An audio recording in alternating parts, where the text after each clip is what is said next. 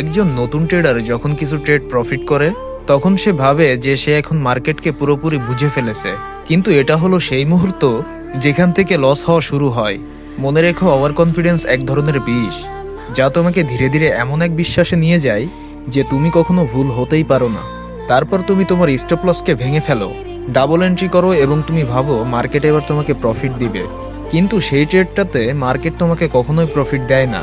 শেষমেশ শুধু ব্যালেন্সই কমে না, ভেঙে যায় তোমার আত্মবিশ্বাস, সাহস আর শেখার আগ্রহ।